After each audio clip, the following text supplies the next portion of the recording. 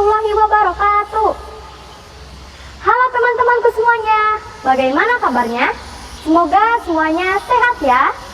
Perkenalkan, nama saya Raifa Kusumawardani dari SDN Gunung Tua, Kecamatan Cijambe, Kabupaten Subang. Raifa akan bercerita tentang seorang tokoh yang Raifa sangat kagumi karena kecerdasannya, religius, dan cinta kepada tanah airnya, yaitu Bapak Profesor Dr.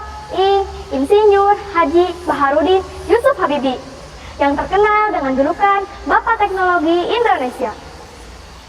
Cerita Bapak Baharudin Yusuf Habibie Raifa baca dari buku yang berjudul Tokoh Indonesia yang Gemar Baca Buku, karangan Eri Sumarwan, penerbit Badan Pengembangan dan Pembinaan Bahasa Kemendikbud tahun 2017. Bapak Baharudin Yusuf Habibie atau biasa dipanggil Pak Habibie lahir pada tanggal 25 Juni 1936 di Parepare, Sulawesi Selatan. Ayahnya bernama Alwi Abdul Jalil Habibie dari Gorontalo, Sulawesi. Beliau menjabat sebagai Kepala Dinas Pertanian di Parepare.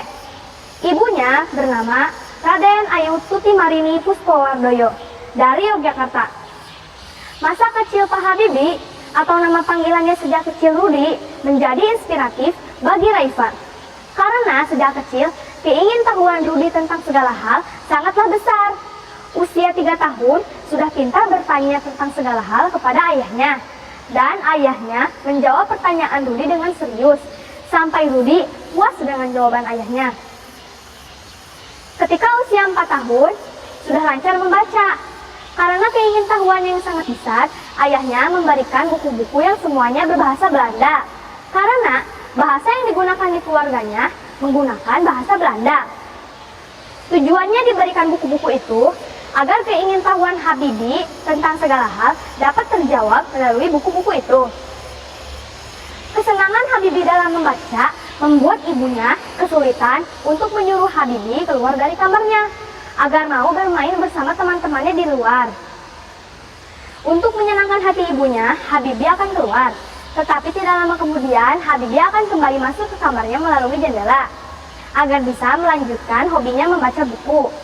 Sedangkan ibunya tidak mengetahui Habibie sudah ada di kamarnya kembali.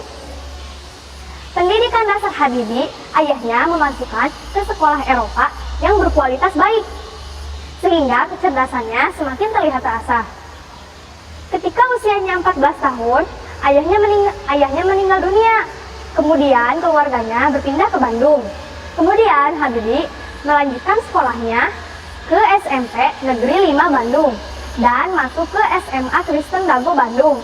Selanjutnya masuk ke perguruan tinggi ITB selama 1 tahun karena Habibie dapat diterima di RWTH Jerman dan lulus dengan gelar Dokter Insinyur dengan predikat summa cum laude.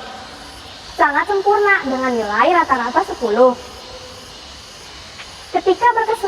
Ketika berkesempatan kembali ke Bandung, Habibie berkesempatan untuk bertemu kembali bersama adik kelasnya waktu di SMA Kristen Dago Bandung, yaitu Dr. Hasri Ainul Besari, yang kemudian menjadi istri yang sangat dicintainya dan dianugerahi 2 orang putra.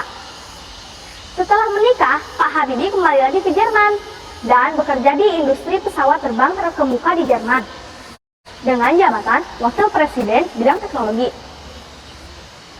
Atas permintaan Presiden Soeharto tahun 1973, Pak Habibie kembali lagi ke Indonesia untuk bisa membantu membangun negara Indonesia. Sebuah keputusan yang sangat berat karena di Jerman sudah mempunyai jabatan yang tinggi dan hidup mapan.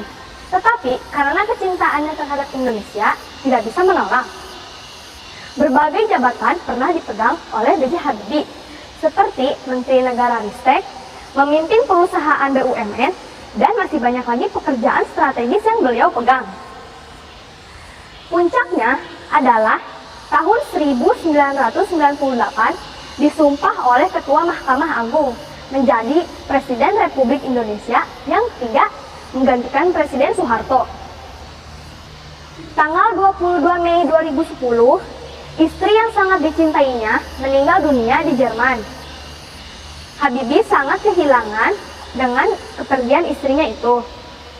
9 tahun kemudian, hari Rabu, tanggal 11 September 2019, Habibie meninggal dunia di RSPAD Gatot Subroto, Jakarta pada usia 83 tahun. Sesuai permintaannya dimakamkan di samping pusara istrinya di TMP Kalibata, Jakarta Selatan.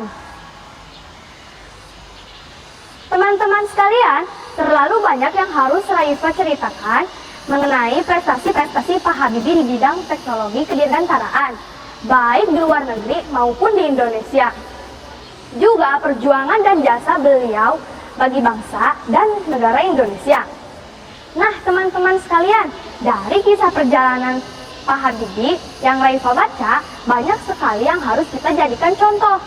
Seperti kegemarannya dalam membaca, ketekunannya, cinta kepada tanah air Indonesia, juga taat kepada Allah sebagai Tuhannya. Teman-teman sekalian, kita sebagai generasi penerus, ayo tetap semangat dalam belajar. Memperbanyak membaca buku untuk menambah ilmu pengetahuan kita. Ayo kita dukung cita-cita dan amanat beliau, yaitu ingin menjadikan putra-putra bangsa manusia yang pintar, cerdas, religius, setara dan unggul di dunia. Dan cerita Raifa tentang perjalanan Profesor, Dokter, Insinyur Haji Baharudin Yusuf Habibie. Wabillahi taufiq wal hidayah. Wassalamualaikum warahmatullahi wabarakatuh.